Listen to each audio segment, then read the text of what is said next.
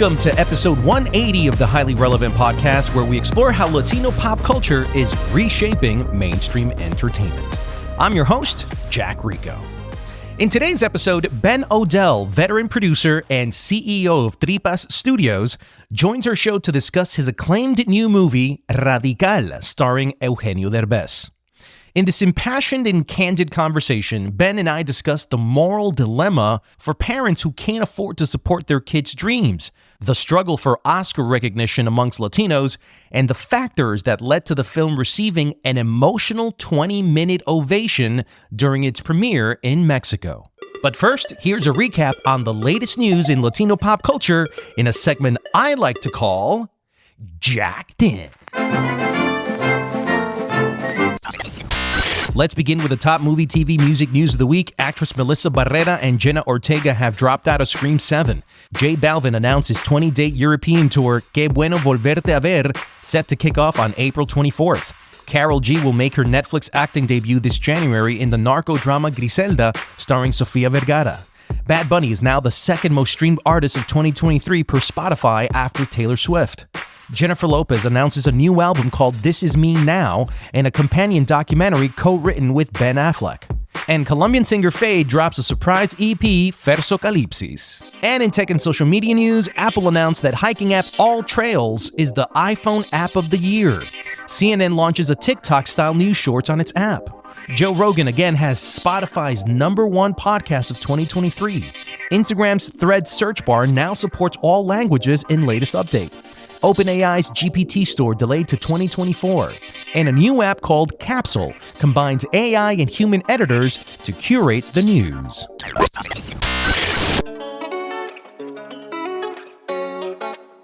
If you haven't seen Radical yet, it's a feel-good film from director Christopher Zala and starring Eugenio Derbez.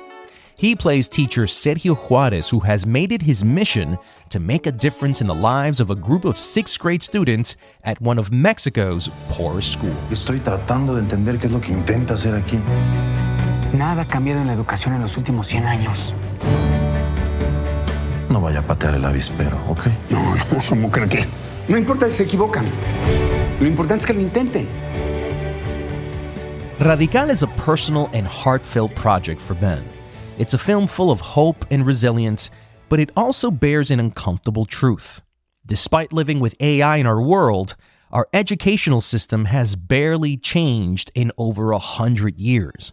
He also shares Eugenio's decade-long evolution to becoming a dramatic actor, the demanding task of casting the young leads, and the surprising story how the film's rights came close to being lost. We begin our interview with why this one teacher's quest to challenge the educational system's status quo has resonated so well with critics and audiences.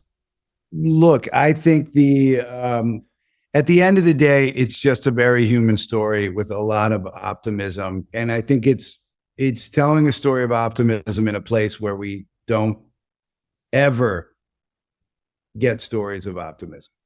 It's a very different experience to watch this movie in the US than it is to watch it in Mexico. How so? Because in Mexico, you are in dialogue with a country around an issue that is you're highlighting the broken education system. And I want to be clear, I think the system's broken around the world. Nobody was focused on Mexico as a way to expose some sort of corruption or some sort of mediocrity in their system. It's just the system generally is not working and educating children the way it should. As it says in the movie, we've been teaching kids for 100 years exactly the same way. And the world has changed, but the education system hasn't. So but I think that because it is a true Mexican story and it is talking about something where I feel like there's a lot of frustration in the population around this problem, it hit in a different way.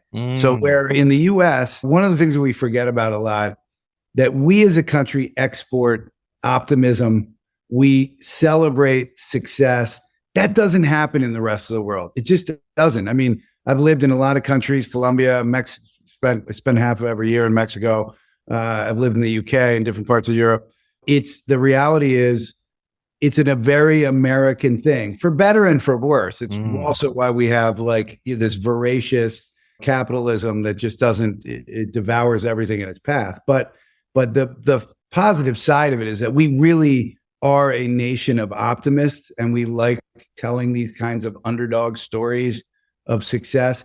They're stories that we don't see those stories told in the rest of the world. That was one of my big questions when we decided to make it, because we optioned the material 10 years ago. And when I was working with the writer-director, Chris Zala, I said to him, I was like, I'm very curious to see how a country like Mexico will take this genre, which is the teacher-student genre. So you have a dozen movies, Dead Poet Society, Dangerous Minds, Stand and Deliver, Freedom Riders, To Sir with Love. There's not a lot of them. And then there's coach athlete movies that are similar, like a Hoosiers or whatever. They all have a kind of a similar structure and story. We as Hollywood, we are a genre storytelling industry, unlike the rest of the world. We really are the experts in genre. It's what we like. It's what we consume. And by the way, the world tends to like them too. But when you take that genre and bring it to a different country in a different language and try to do it as authentically as possible, the question is always, does that genre work? And it was interesting because on the one hand, in Mexico, it was like a catharsis. There was something about it that it was getting underneath this pain that I think the country carries around the way the education system has worked and what's wrong with it, that was being released through this movie. Whereas in the US, even amongst Latinos, it was really about the optimism of seeing these kids do something extraordinary and this teacher doing something extraordinary. I don't want to say in Mexico they didn't also respond to that. At the end of the day, any movie only lives and dies on the emotional human connection to it. But there was something deeper there that was really triggered in Mexico. And at the premiere, it was Eugenio and I both, like, the next day were like, was that premiere like the most mind-blowing thing you'd ever been to? And he's like, yes. Wow. Yeah, because I wasn't, while it was happening, I was like, what is going on? There was a 20-minute standing ovation. What? Nobody would leave the theater. They just kept, and people kept coming up. But I'm talking about an hour later, because we went across the street and ate some tacos afterwards, and people were still coming out of the theater, and they were still breaking down and crying. Like, as they would start to talk about it, they would tear up and break down. And it was just something extraordinary and really powerful. So anyway, that's the fascinating sort of cultural differences. It just got released today in Colombia yesterday. So we'll see how it does there, but and how they respond to it. Ben, the movie was based on the article, A Radical Way of Unleashing a Generation of Geniuses, that was written by journalist Joshua Davis, published in Wired magazine back in 2013. Take me through the process of acquiring those rights, because this movie, if you didn't get these rights, you would not have that experience you had in Mexico. So was it challenging with Joshua or Wired? How did it happen? No, but it's funny because it actually, I have to go back one step. I made a movie called Spare Parts years ago. Mm-hmm. I'm proud. It's a sweet little movie. It wasn't exactly what I had in my head when we made it. So I always had this sort of thorn in my side about it. It was also a teacher-student movie about a true story about these 4 undocumented Mexican kids who form a robotics club, and they go to the national robotics competition and they decide they know they're going to lose. So they decide to go to the collegiate level in order to, so that when they lose, it won't be as embarrassing. And they win the whole thing. They beat MIT, Harvard, everybody. True story, mind blowing. And that was based on a Wired magazine article. I'd heard about that story, and I started trying to track it down. This is years and years ago. Eventually tracked down who controlled the rights to the article. They had written a first draft of a script, and we ended up optioning that script and producing it with them. It's a company called Skybound who does The Walking Dead and a lot of other stuff. And so, but through that experience, I got to be friendly with Josh. Josh is an extraordinary journalist and an extraordinary storyteller, and we became friends. And when Eugenio and I started our company 10 years ago, he sent me the article and said, is this something you'd be interested in? And I read it, and my first instinct is, God, these movies are so hard to make. Why? Because it's a drama. Dramas are just hard, period, right? And so to do them well, to do something that feels extraordinary, that breaks out of the kind of the constraints of a typical, like a movie we've already seen before. Those were all the sort of questions that went through my head. Even if you're true to form with the genre, if you do it in Spanish, and if you do it right with the right kind of filmmaker, like a Chris Zala, who wrote an extraordinary script and directed incredibly well, it's going to feel for the audience that it's intended for like something fresh. Because that's the thing that I keep always saying, is that it's not that people are tired of seeing the same movies. They're tired of seeing the same worlds and the same characters. So to take a genre like this into a new world is actually really exciting. Critics would always sort of point out, this movie is interesting despite the fact that it feels like a movie we've seen before. And I'm like, I don't agree with that. Genre movies tend to be slightly subverted versions of a kind of standard form. And what's exciting about them is you kind of know what they are, but then they surprise you in certain ways. And I think this movie does, both in terms of some of the storytelling and the details and how things unfold, the world itself, the acting, just the level of detail and the directing, the music, everything about it feels very different from any one of these other teacher-student movies, but not in terms of the storytelling itself. That was what I was a little nervous about. I was like, do we have to be true to the form? Should we not? I talked to Eugenio about it. He actually knew the story because when it came out in Wired, for like a week in Mexico, everybody was talking about it and then they forgot about it. So he knew about it because it became a thing for a minute in 2012, 2013 in Mexico. And so he said, oh, this could be really interesting. So then we optioned the article. That was 10 years ago. Wait, you've had this story for a decade in the drawer? Yeah. Well, the other piece of all this is that for Eugenio to do to star in a drama, you have to remember that 10 years ago, he was only perceived as a comedian. Like, he's not a real actor. He's just a comedian, and, yada, yada, yada. And the biggest thing he had done was Instructions Not Included, huge, but it was still a comedy. It was a comedy that everybody's crying at the end of the movie, but it's a comedy. By definition, it's a comedy. So nobody thought he could do anything more than that. And my biggest concern was, if you put him in a drama too soon and the audience doesn't turn out for it, then all of a sudden Hollywood, because they're very fickle and finicky, is going to say, see, he's not really a star. He did that one thing that was a big hit, but I think there was a feeling that Instructions Not Included was like a one-hit wonder. Nobody knew that Eugenio had a body of 30 years of work, of success. And so my fear was, if you don't get it right first, as we were building the company with Eugenio, especially as he wanted to do things in English, if we don't get it right first and show that he can still be a star here and that he can make more movies that can make big box office, then you're going to kill his career before it starts. Now, I say his career in Hollywood. He was 52 when he came here. He already had an incredible career, but his career in Hollywood. And so we said, we got to wait. We got to wait until the right moment. Didn't know when that was. So we just sort of held and kept extending the rights. At some point, the rights expired, and the head of Pantaleon refused to re-up them because he's like, you guys aren't going to make this. So I called Josh and I just said, just please hold on. We're going to make it. And Josh, to his credit, waited. I'm sure he could have found somebody else to buy it, but he waited for us. I think rightly, because there's no bigger star than Eugenio to play that role. So any other version of this would have been smaller. But when Coda went to Sundance, I mean, when I read Coda, I said, you're gonna get 5 Oscar nominations on this movie. You got to do this movie. That's what I said to Eugenio. I mean, he was already excited about it, but I always read everything he's going to do. But when it went to Sundance and won the Grand Jury Prize, and then it won the Audience Award as well, that's when I looked at Eugenio and said, I think now is the time to get Radical going, because, and I had by then commissioned the script from Chris Zala. So we had a script in our hand, and then we said, let's go. And so we started putting the financing together, and we were making it when it won the Academy Award for Best Picture. This performance has people talking.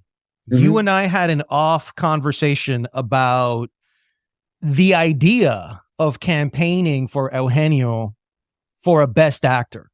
Yeah. Do you believe that this was Eugenio Derbez's best performance of his career? Look, I love everything he's done. I love what he did in How to Be a Latin Lover. I watch that performance and it just kills me.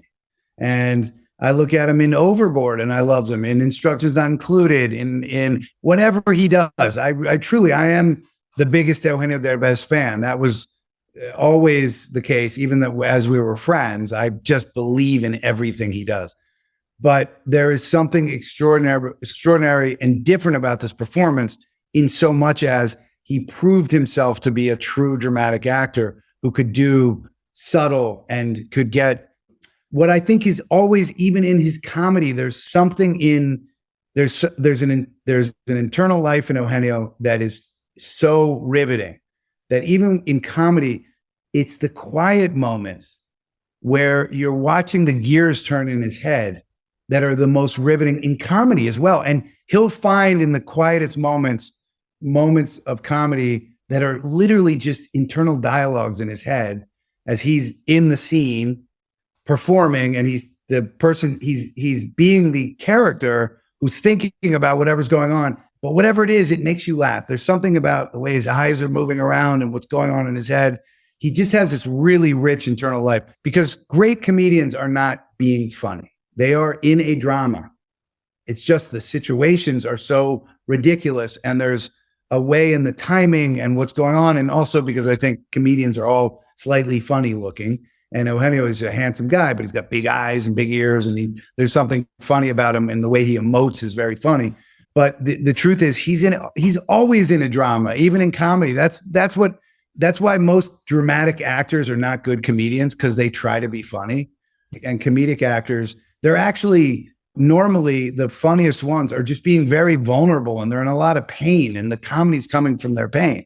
So I always felt like Eugenio could do anything. This performance, I just think, shows a side of him that others hadn't been able to see before. The last time a Latino actor received an Oscar nomination for Best Actor was Demian Bichir back in 2012, also a Mexican. If there's a time to campaign for him, would you say this is the one? We are campaigning. The truth of the matter is, it's really expensive to get an Oscar nomination. It's not that you're buying votes. It's not that it's a corrupt system, but you have to get the voters of the Academy's attention. And to do that, when there's so many movies, you have to be constantly campaigning. And it requires money to be doing email blasts, and you have to have screenings, and you have to have screenings hosted by famous people. And we're not financially equipped at this point to give it the full. So we're just trying to be scrappy and smart about it. And we'll see if we can get there. Right now, we're still struggling to kind of break through the noise of other movies. When Killers of the Flower Moon comes out, and Leonardo DiCaprio will immediately be on every list of 10 best performers of the year. That's just going to happen. It's like automated, right? And the system's set up for that. When Eugenio does it, that like the people that sort of put those top 10 lists together, he's just not even on their radar. And this is where I think there's a systematic problem, because I think we end up getting left out, where it's like all the system is already just greased for the people that are already there, tend to be not the Latinos, if we're being honest. But we could complain about it, or we can just do our best. So my whole feeling is, let's try as hard as we can. Let's get it in front of as many people as we can. Let's do as many screenings as we can afford, which is what we're doing. Like in the same way that we took this little movie that the movie will end up grossing between 22 and 25 million worldwide, which is great for a drama, let me say, especially post-pandemic. It's been a hit, and we did it with not a lot of money. We had to be really scrappy. We have really smart people in the marketing area. Televisa Univision supported us any way they could within the limits of what they could do. They're not going to go out and spend $100 million to promote a movie that can make 25 million at the box. So that's terrible business. They're doing what they can to support it as strongly as they can. And then if we can get the Academy voters to pay attention, great. They should, but we'll see. Eugenio wasn't the only great performance in the film. Daniel Haddad was, I mean, I don't know what to say, dude. His tenderness, his lovingness, but also that the gruffness all at the same exact time. Tell me about assembling this cast, because I know that for the young cast, for some of them, this was their first time working on a major film production. Like, every child in the movie except one had never acted before. Walk me through the casting, and what were you looking for specifically in the young cast? I always say that we all go to movies because we want to see special effects. But what are special effects? In my opinion, special effects, when you go and see Mission Impossible, it's like Tom Cruise is going to do something you've never seen before on screen. And that's really what, for me, special effects are. So sometimes when you're doing a drama, I'm looking, what is this thing we will have never seen before? In this movie, it's Eugenio's performance and it's the children. The acting, the child acting in this movie, and everybody talks about it, is extraordinary. It's really hard to get 12-year-olds to act well. And the key to it is to start with not finding actors. And that makes it so much harder, but you have to set that goal in order to find kids who are going to give you an authentic performance. Because what happens is that children, when they train, they become too conscious of what they're doing. So when you look at a Nickelodeon show or a Disney show, there's this kind of, golly jeepers, like there's this thing that's going on. It's not them. When they haven't had that training, all they can do, with a great director, and you have to find the right kids. You have to find the kids that when the camera turns on, they can still be themselves, because ultimately that's what you're looking for. You're looking for the essence of the real person and how you can amplify that and modify it a little bit, but it's really about who those kids are as real people. The girl who plays Paloma, who's the lead, Jennifer Trejo. Yeah, she was discarded by the casting director. And Chris, who is nothing if not relentless, one night in a anguished, it is so terrifying when the clock is ticking, you're in prep, you know you have to start shooting on this date, and you're casting, and you're looking for something that you're not even sure exists. It's terrifying. And this is always with children, the feeling that you have. And I said to Chris, I was like, you only need one, and you're probably only going to find one. And that's exactly right. For the 3 kid leads, there were not 20 options. There were 3 kids, and those were the 3 kids. Jennifer was discarded by the casting director because I think she was too authentic. She was like, it didn't feel like acting. And when Chris saw her, he's like, oh my God, brought her in. And I remember I was in the room, and immediately, like 3 words out of her mouth, you're like, holy shit, this is her. Because there's something in her. She's so thoughtful as a person and very sensitive in the world. Like she's a singer as well. And so you can just feel like her nerves live on the outside, and you could just feel it. And so she didn't need to learn acting to do that. She was sensing and reacting to everything around her no matter what. And she had such an internal life. It's hard. Kids, when they're 13, to express what's going on in their heads, they don't know how to do that because you're not acting. What you're literally doing as an actor when you're doing that in front of camera is you're literally thinking, and your eyes are communicating to the camera, right? It's so hard to do because you almost have to do nothing. And to get to nothing takes either training, a lot of training to get to nothing, or no training. It's the middle ground where it gets dangerous. So when you're a 13-year-old kid who's taken 2 years of acting classes, you're probably just in the wrong place. We looked at 1,000 kids. And if you look at the whole classroom of kids, they were all the kids we read for the 3 leads. And they're like, not quite for this, but has something.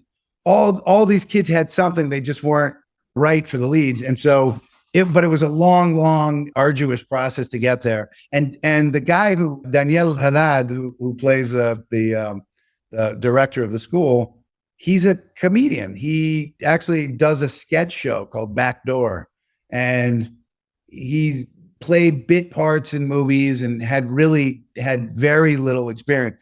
But Chris had something very clear in his head, which is exactly what Daniel is in real life. Un oso peluche. It's just like a teddy bear. He's like big and he looks kind of intimidating, but he's just all heart and he's trying as hard as he can to protect his heart and be gruff, but that's not who he is. And the process of watching his shell kind of crack is beautiful, but it's like, well, all I can say is like Chris is so intentional in the way he does things.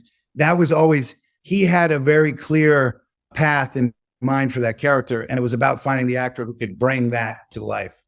The other thing that we realized quickly is we didn't want any recognizable actors outside of Eugenio, because there was something about doing it that way where you really felt like this odd character was coming. Either you see him as Eugenio the star or the teacher, this larger than life character who comes into their world. And the more real and grounded all the characters around him were, the more that would contrast would pop. And so when you come into this very grounded, gritty world, and Chris also intentionally held off on showing the lead for 9 minutes in the movie, and you're going, what's going on? Like, when is Eugenio going to show up? We didn't tell any of the kids that he was going to be in it. And we did it intentionally. No way. How were you able to keep that secret? Well, it was not easy because we were worried about too many people showing up on set, which eventually happens anyway, or getting out or just creating problems. But also because we thought it would be exciting if we shot the first scene and the kids had no idea so they didn't know when they came into the classroom the first time, they didn't know it was Eugenio Derbez. And it was an amazing moment. It didn't end up in the movie because they were so starstruck that it didn't work. But it was incredible. And then when we cut the cameras, the kids were crying and laughing and quoting Eugenio's old characters. And so those are fun stories. Ben, there was this heart-wrenching scene that ripped me to shreds because I feel like I've lived it. In Barranquilla, Colombia, I went to these hard-stricken, poor institutions where the teachers don't get paid a lot. The classrooms are made out of concrete blocks. Yeah. And there's not many amenities at all. I went to Gabriela Mistral in Barranquilla, el Colegio Nazaret Central, el Colegio Americano de Barranquilla. I went to these schools. I know what those frames look like. I know what these teachers are like. I know the culture of that. But I also know that a lot of these kids that are in those types of schools, they're not going to make it. So there was this heart-wrenching scene where Paloma's dad, played incredibly, wonderfully by Gilberto Barraza. And he tells Eugenio, mira, aquí no sirven esas fantasías. And he was referring to his daughter's dreams to become an astronaut. And he said it so powerfully. And I felt that the father, Gilberto, at that moment, wasn't saying it because he didn't believe in his daughter.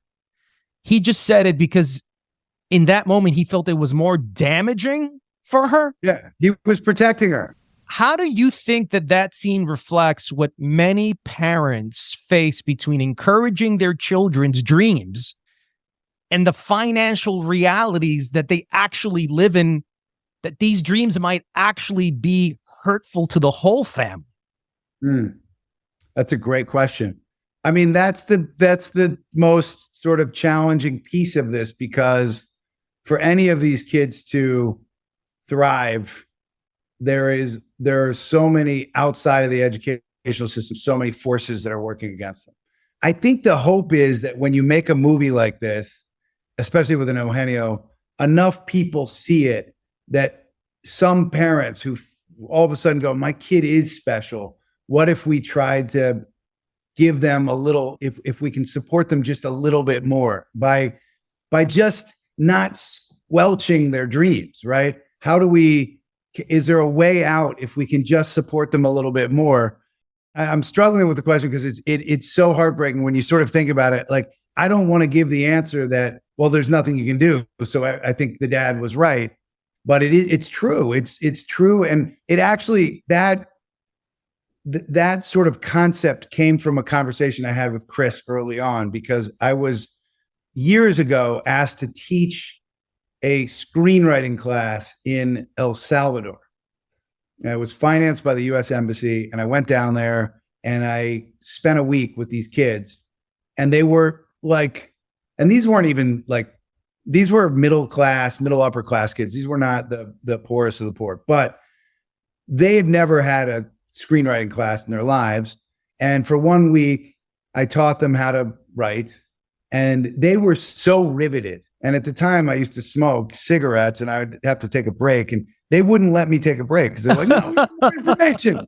And ravenous for the information, right? Ravenous, like where you appreciate being a teacher, because I've taught a lot over the years, and sometimes you get these glassy-eyed, especially American kids, like entitled. Let me just get the credit so I can move on with my life. Yeah, and they're like, who gives a shit what you have to say? And and fine, whatever. It is what it is. But these kids were just glued to every word. So at the end of the week, we finished the thing. They turn in their little scripts and whatever. And the person from the U.S. Embassy says, Ben, we want to finance this again next year. Just make sure that they want to do this. And I said, oh, I got this in the bag. Yeah, I'll ask them, but don't worry. I mean, we're good. And I go into the classroom and I say, guys, I'd like to know, did you enjoy this class? Oh, yeah, absolutely. One of the best things I've ever done. So amazing. Great. Do you want to do it again next year? And the most talented kid in the class was this young girl. She was sitting up the front, and she raised her hand. She says, actually, we've already talked about this, and no, we don't want you to do this again. And I was like, what? What do you mean? She's like, well, because we know no matter how much you teach us, we will never make a movie, and therefore it's just going to break our hearts. So I went back to the U.S. Embassy and I said, we have to do this different. So the next year I had them write their scripts ahead of time. I flew down there. We had found a commercial production company that donated cameras and editing equipment. We shot 2 shorts with 2 different crews. And then we edited them, and we found a bar that had a big screen projector. We asked them to invite all their family and friends, and we had a premiere. And these kids walked out of that, not just the ones who had made the movies, but everybody else, feeling empowered. And the next year, 2 features and 16 shorts were made in El Salvador. I mean, you were the Sergio Juarez before Sergio Juarez. I don't come close to that guy. It's insane. But my point being that I do think that the first step is to show people that there is a path, right? It may not be an easy path. It may not be for everybody, but that there is a path, that there are stories of people that have been able to get out. And I think the smartest kids in the right families, seeing that story, can help empower them to make those efforts. It doesn't mean that it's going to lift up the whole population. But if you start to get a couple of examples of kids breaking out, and then others know about it. And look, Paloma, the real Paloma, the girl who, tested #1 in math across the country. She went to college. She graduated. She wants to become a teacher. But why does she want to become a teacher? I think partially because she's seen the power of it through this movie. Honestly, I really do, because she wasn't planning to be a teacher before we started making the movie.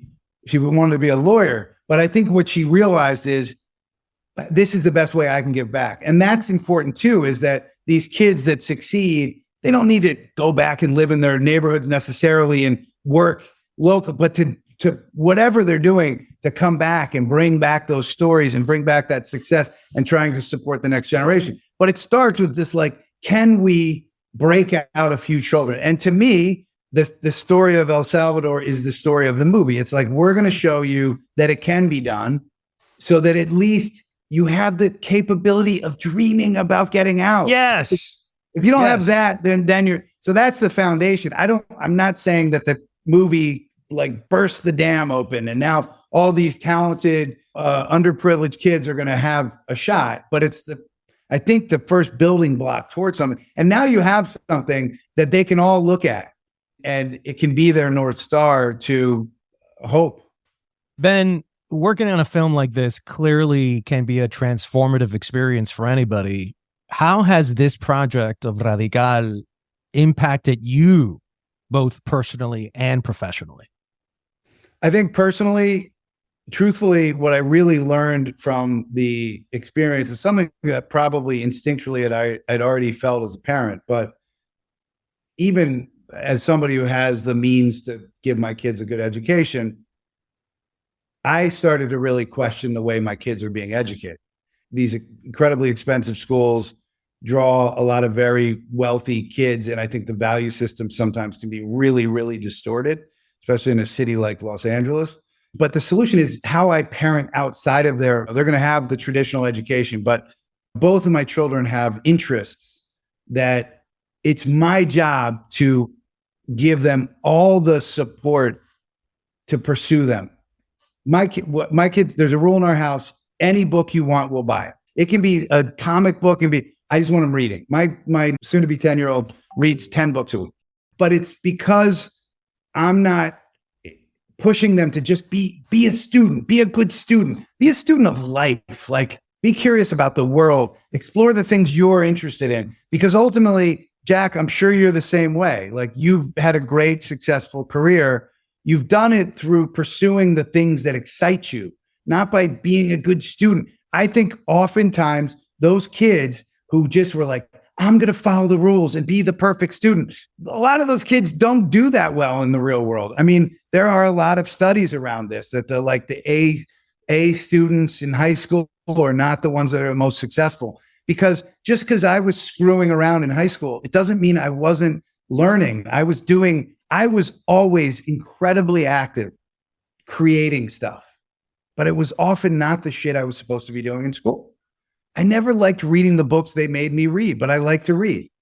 And I think there's a dysfunction in the education system where it's forcing you constantly. I mean, there has to be a balance, but how do you create systems where you can expand their curiosity? And so for me, even as a parent with the means to send the kids to private schools and yada, yada, I still feel like I'm going to have to do a lot of the work myself, right? That it's not going to happen in the school system.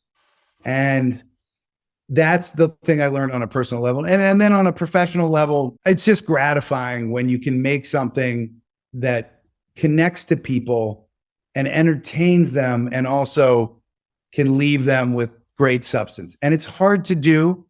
And I don't think every movie has to be important. I don't think every movie has to be a drama. But when you do it and you can tell the right story for the right people, that's exciting. To me, what gets me most excited is trying to tell these kinds of stories for a population that hasn't had them. In the US, we have Stand and Deliver, we have Dangerous Minds, we have Dead Poets Society, we have these stories. But what about these other parts of the world? That's exciting to me because the power of them is so much greater because they're not jaded by having seen it 100 times.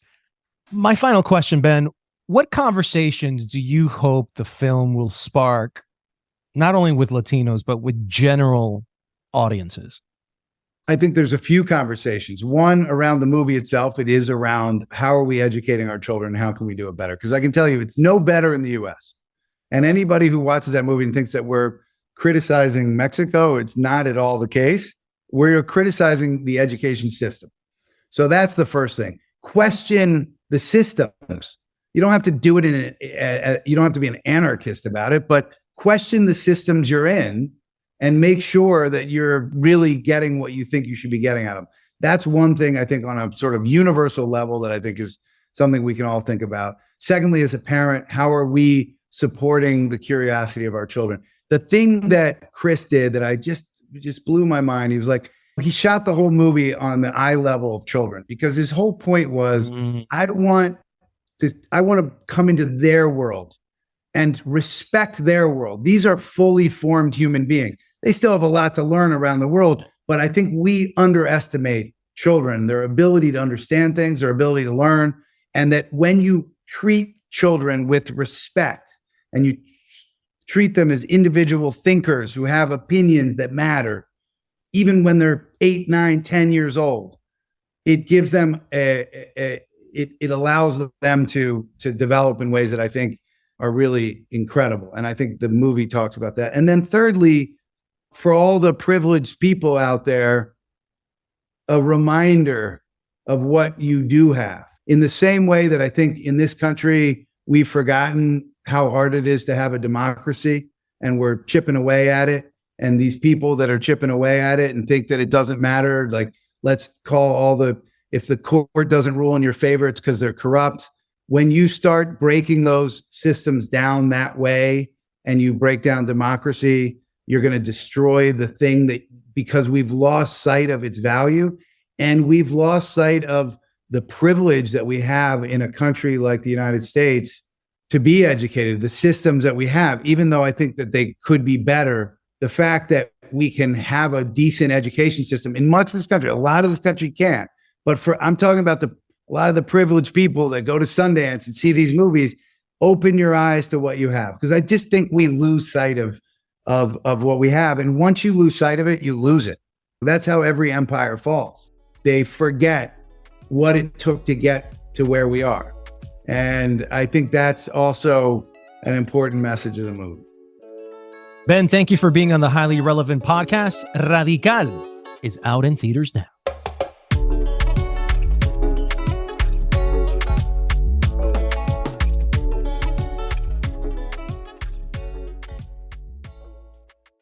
Before I wrap up here are 3 Latin tracks you might want to add to your playlist this weekend. No tomo pa olvidarla, ni tampoco los consejos para dejar de amarla. ¿A qué número me quejo? Alch C, Karim León featuring Grupo Frontera. Estoy llorando, nomás se me salió una lagrimita. No te ves, solo sin miedo a verlo. Y más cero movie, pero encima mucha cuerda. Quiero una secuela de todos los polvos. No comimos tanto, siempre sobraban los popcorn. Nostalgia, Flow GPT featuring AI Bad Bunny. Parecía vos ven, repitiendo yo mío, amén. No juego tenis ni gol, pero voy a tope. Ya no están tus vueltas en mí. Vueltas, Noah Pino Palo. Ya no están tus vueltas. And that's it for episode 180 of the Highly Relevant Podcast. A special thanks to Ben Odell for coming on the show. If you enjoyed this episode, please spread the word, subscribe, and leave a review. Connect with me at Jack Rico on Instagram, Threads, and now YouTube. I'm Jack Rico. See you next week for another episode of Highly Relevant.